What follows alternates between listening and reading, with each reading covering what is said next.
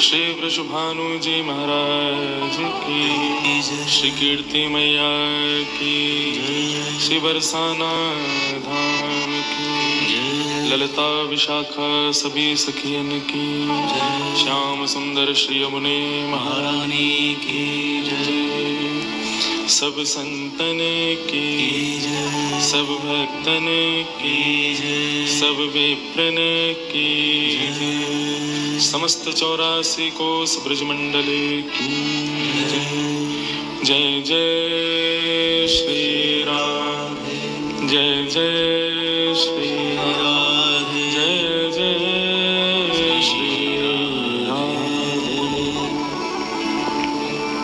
प्यारे गिरधर लाल की जय। परम मंगल में परात्पर अखिलेश्वर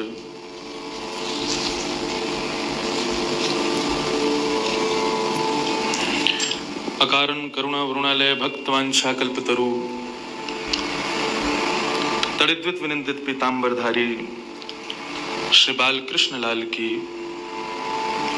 श्री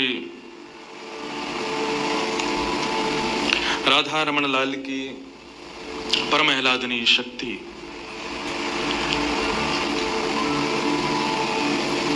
श्री कृष्ण प्रेम पिपासुओं की अधिष्ठात्री रस रूपा ब्रज रूपा श्री किशोरी जी को बारंबार प्रणाम। हम आप सबका परम सौभाग्य है श्री किशोरी जी के पावन स्मरण में यहाँ नागपुर में हम आप सब लोग मिल रहे हैं। और ये जो क्लासरूम यहाँ सजी है किशोरी जी से मिलने से पूर्व अपने आप को तैयार करने की, उसके प्रिंसिपल के रूप में विराजमान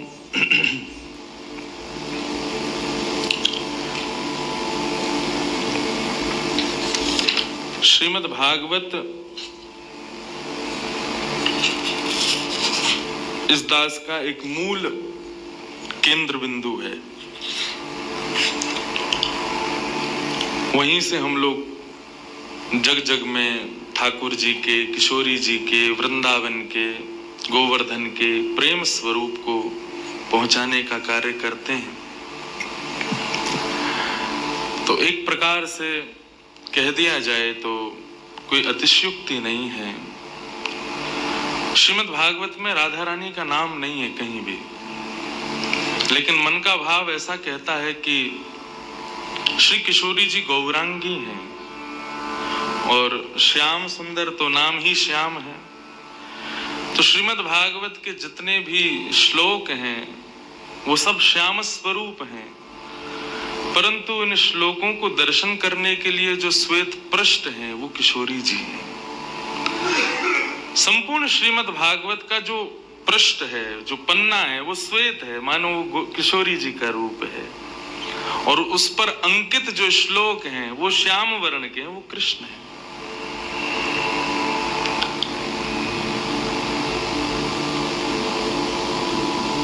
भागवत में किशोरी जी का नाम स्पष्ट रूप से नहीं है, परंतु संपूर्ण भागवत में और उसमें भी दसम स्कंद में जो भी भाव ठाकुर जी के प्रति प्रस्तुत हुए हैं वो किशोरी जी के ही हैं। ऐसी हमारी श्यामाजू किशोरी जी, उनके मधुर भाव को श्रवणार्थ कहने के लिए हम आप सब लोग बैठे हैं।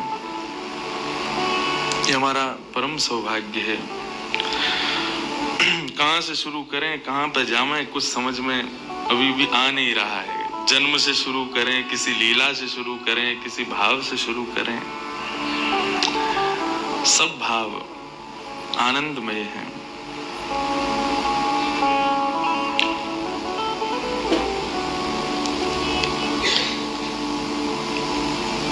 ठाकुर जी का ही प्रतिबिंब किशोरी जी के भाव में प्रकट हुआ है। वो बात अलग है कि हम विनोद भाव से, हम आनंद भाव से एक दूसरे के बड़ाई करने में, एक दूसरे को श्रेष्ठ बताने में लगे रहते हैं, किशोरी जी बड़ी हैं, हम कहेंगे श्याम सुंदर बड़े हैं, वो कहेंगे अब हम वृंदावन वाले, हम जय श्री कृष्ण बोलते हैं। और वृंदावन में दोनों भाव हैं, जय श्री कृष्ण भी है, राधे राधे भी है। और बरसाने जाएंगे तो वहां जय श्री कृष्ण बोलो तो ये भाई गारी काहे को दे रहे हो, राधे राधे बोलो। वहां का ऐसा भाव है। ये आज का भाव नहीं है। जब ठाकुर जी और किशोरी जी लीला संवरण कर रहे थे उस समय पर भी जो किशोरी जी के सखियां हैं और ठाकुर जी के जो सखा हैं वे भी जब आपस में मिलते हैं तो उनका भाव भी ऐसा ही रहता है। वहां पर भी श्याम सुंदर को श्रेष्ठ, यहाँ पर किशोरी जी को श्रेष्ठ, इसी में ही आनंद आता है। यही तो रस है, यही रास है। दोनों के भाव को श्रेष्ठ बता में, यही तो भाव है। बंधुओं, बहुत ध्यान से सुनिएगा। भगवान का जब मोहिनी अवतार हुआ तो मोहिनी अवतार के उस स्वरूप के सौंदर्य पर 33 कोटि देवता न्योछावर हो गए। सबके मन में ये भाव आया, ये जो भी प्रकट हुई हैं ये किसी भी प्रकार से हमको हमारी गृहिणी के रूप में प्राप्त हो जाए। इतने सुंदर ठाकुर जी बनकर के आए।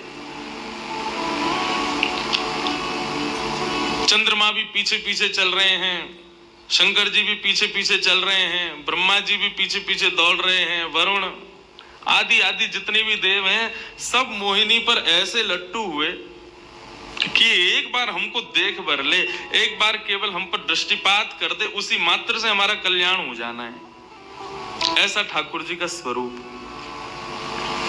परंतु उन 33 कोटि देवताओं में एक देव ऐसे हैं जिनका मोहिनी के प्रति ऐसा कोई दुर्भाव नहीं था, और वो देव थे सूर्य। सूर्य ने जब मोहिनी के सौंदर्य को देखा तो उनके मन में भाव आया, इतनी सुंदर, इतनी सुकुमारी, इतनी कोमल, इतनी मधुर। सबको तो लगे हमारी पत्नी बने, लेकिन सूर्य को लगे मेरी बेटी बन जाए, मुझे पुत्री रूप में प्राप्त हो जाए। जब सूर्य के हृदय में ये भावना उत्पन्न हुई तो मोहिनी ने कटाक्ष नेत्रों से सूर्य की ओर देखा, बाकी किसी को देख ही नहीं रही है, और देख करके केवल ठाकुर जी ने उनको इशारा किया। बोले तो आपकी ऐसी इच्छा है? सूर्य बोले जी भगवान, मेरी बहुत अभिलाषा है कि आप पुत्री रूप में मेरे यहाँ पधारो। ठाकुर जी बोले इतना साधारण नहीं है हमको प्राप्त करना, पुत्र रूप में प्राप्त करना फिर भी साधारण होगा, लेकिन पुत्री भाव में ये तो असाधारण है, इसके लिए आपको तप करना पड़ेगा। सूर्य बोले मैं आज से ही तप करूंगा, लेकिन आप वचन दो मेरे यहां पधारोगे और इसी रूप में पधारोगे। मोहिनी ने कहा यदि मैं तुम्हारे भजन से प्रसन्न हुई, यदि तुम्हारी भक्ति में, तुम्हारे प्रेम में प्रबलता हुई, मोहिनी 33 कोटि देवताओं को मोहित करती है, लेकिन तुम्हारे भजन के प्रभाव से मैं जब तुम्हारे यहाँ अवतरित होंगी तो मोहिनी को भी मोहित करने वाला रूप धारण करके आऊंगी। मोहिनी जिसने तीनों लोगों को अपने रूप पर न्योछावर कर दिया, वो मोहिनी भी जिस रूप को देख करके मोहित हो जाए वो रूप आएगा आपके यहाँ पर। वही सूर्य वृषभानु जी के रूप में प्रकट हुए, और जब वृषभानु जी के रूप में प्रकट हुए उससे पहले एक राजा के रूप में भी आए थे, तब भी इन्होंने तपस्या की थी, लेकिन ठाकुर जी नहीं पधारे। जब वृषभानु के रूप में प्रकट हुए तो इन्होंने ठाकुर जी का यजन करना बंद कर दिया, ब्रह्मा जी का यजन प्रारंभ किया। ब्रह्मा जी से प्रार्थना की, ब्रह्मा जी प्रकट हुए, बोले क्या वरदान चाहिए? बोले वरदान आपसे नहीं चाहिए, वरदान हमको किसी ने कहा था कि वे हमारे यहाँ पुत्री रूप धारण करके आएंगे, मुझे लग रहा है वो कहीं भूल नहीं गए हो, इसलिए ब्रह्मा जी आप बहुत करीब हो ठाकुर जी के, आप उनको जाकर के संकेत करो कि कोई आश में बैठा है उनकी में। जब से मोहिनी स्वरूप देखा है तब से हम पागल हुए फिर रहे हैं। 33 कोटि देवताओं के मन में यही आता है कब प्रकट होंगी दोबारा। कृपा करो, आप प्रार्थना करो कि वो पधारें। ब्रह्मा जी बोले आपके भजन में इतनी सामर्थ्य है कि ठाकुर जी मना नहीं कर सकते। बोले तो फिर मुझे विश्वास के लिए कुछ तो कह करके जाओ।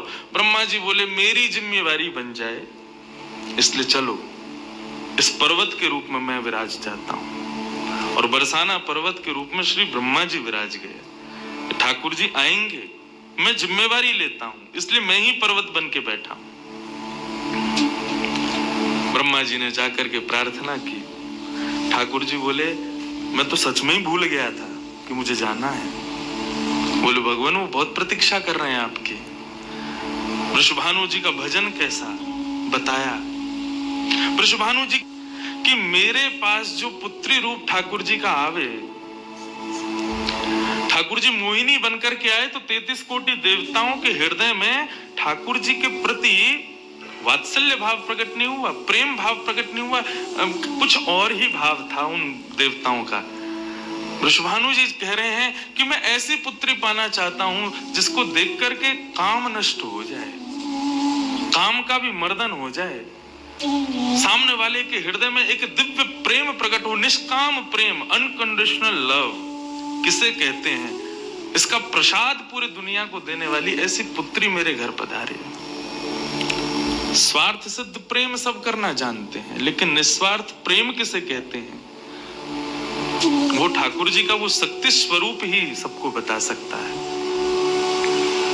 ब्रह्मा जी की प्रार्थना हुई ठाकुर जी से। ठाकुर जी अपने वैकुंठ में विचरण कर रहे हैं, विचार कर रहे हैं कैसे करूं, नंद यशोदा के यहाँ भी जाना है, देवकी वसुदेव के यहाँ भी पुत्र बनना है, पहले से ही 4 मम्मी पापा हैं हमारे, अभी 2 मम्मी पापा और कैसे बनाऊं, 6 माता पिता। तब ठाकुर जी विचरण कर रहे थे, तभी एक खंभ में मणि, उस मणि में ठाकुर जी ने अपना प्रतिबिंब देखा। ठाकुर जी अपना प्रतिबिंब नहीं देखते, क्यों? बहुत कम देखते हैं। जब श्रृंगार आरती होती है लाल जी की, तभी इनको प्रतिबिंब दिखाते हैं, और उस प्रतिबिंब में भी इतने इतराते हैं महाराज, उसमें भी स्वयं को देख करके खुश हो जाते हैं, वाह मैं कितना प्यारा लग रहा हूं। अपना प्रतिबिंब ठाकुर जी इसलिए नहीं देखते क्योंकि स्वयं ठाकुर जी मोहित हो जाते हैं खुद ही पर।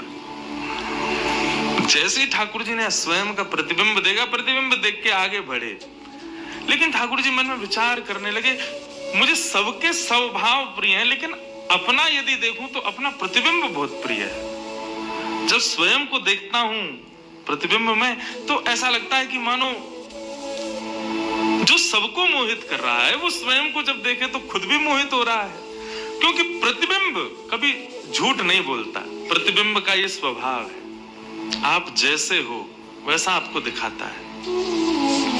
ठाकुर जी ने जब प्रतिबिंब देखा, अपने उस प्रतिबिंब स्वरूप को ठाकुर जी ने स्थिर कर दिया, और स्थिर करके अब तो ठाकुर जी लाए महाराज लक्ष्मी जी की पूरी पेटिका लेकर के आए श्रृंगार की, और अपने प्रतिबिंब स्वरूप को ही उन्होंने श्रृंगार करना प्रारंभ किया। किशोरी जी के श्रृंगार का इतना भाव बताते हैं, किशोरी जी की नथ बेसर ऐसी, किशोरी जी के कान के कुंडल ऐसे, किशोरी जी के पांव की महावर ऐसी, क्यों ना हो, क्योंकि श्याम सुंदर ने श्रृंगार किया है। किशोरी जी का जो स्वरूप है वो ठाकुर जी ने उसका श्रृंगार किया है। नारायण बैठे महाराज सिंहासन लगा करके अपने प्रतिबिंब का ही श्रृंगार कर रहे हैं। मोर पीछ हटाया, मुकुट उतार के दूर रखा, घुंघराले केशों को खोल दिया, नेत्रों में सुंदर सुंदर छोटा छोटा काजल लगाया, माथे पर एक सुंदर बिंदिया लगाई है, होठों पर निर्मल लालिमा लगाई है, गले में हार पहनाया, सर्वांगीण श्रृंगार किया, और लक्ष्मी जी की चुनरी ला करके जैसे शीश पर से चढ़ा करके ठाकुर जी ने थोड़ा सा जो श्याम रंग है उसको जैसे ही गौर वर्ण किया, वैकुंठ के उस प्रतिबिंब में से मानो जैसे सूर्य चंद्र का एकाकार रूप प्रकट हो गया हो, इतना तेज पुंज प्रकट हो गया कि ठाकुर जी भी अपने नेत्रों को छुपाने लगे। थोड़ी देर नेत्रों को बंद करने के बाद जब बड़ी धीरे से ठाकुर जी ने जब अपने प्रतिबिंब की ओर देखा, तो किशोरी जी का दिव्य स्वरूप वहां प्रकट हो गया। ठाकुर जी ने दंडवत किया, पहले प्रणाम, हे श्याम सुंदर, आपने ही मेरो निर्माण कियो है, आपने ही मुझको प्रकट कियो है। क्या भाव है? ठाकुर जी बोले कोई भाव नहीं है, केवल मोहिनी भाव से 33 कोटि देवता मोहित हुए थे, लेकिन मैं मोहित नहीं हो पाया था। इसलिए तब से मैं भी तड़प रहा था कि मुझे भी कोई मोहित करे, उस मोहिनी को भी मोहित कोई करे। वो स्वरूप आज प्रकट हुआ है। धर्म की स्थापना हुई, ज्ञान की स्थापना हुई, भक्ति की स्थापना हुई, वैराग्य की स्थापना हुई, लेकिन अंततो गत्वा संसार का सार जो प्रेम है उसकी स्थापना नहीं हुई है। उसके लिए आपका अवतार धारण करना अति आवश्यक है। आप मेरी शक्ति हैं, आप मेरी आत्मा हैं। पूरा विश्व और पूरे विश्व की दिव्य चेतना किसकी प्राप्ति के लिए दौड़ रही है? कि आत्मा एक दिन परमात्मा में मिल जाएगी, लेकिन उस परमात्मा में आत्मा जो विद्यमान है वही तो किशोरी जी हैं। उस आत्मा की परमात्मा की जो आत्मा है वही तो श्री राधा जी हैं। लोग उनके रूप को नहीं समझ पाते। आजकल के यंगस्टर्स, आजकल के युवा उनको बहुत विचित्र रूप में दर्शन करते हैं कि कृष्ण राधा कौन है, बोले कि they are just like some love words. ऐसा नहीं है।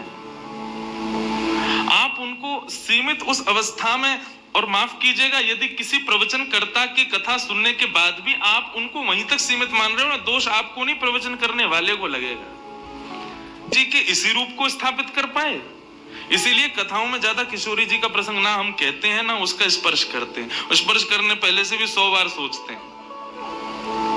यहाँ आने से पहले भी मुझे कई आचार्यों ने संपर्क किया कि वहां आप किस विषय को लेकर के जाएंगे, आप गर्ग संहिता पर कहेंगे या किशोरी जी के किस भाव को वहां पर प्रस्तुत करने वाले। हम बस बोलेंगे।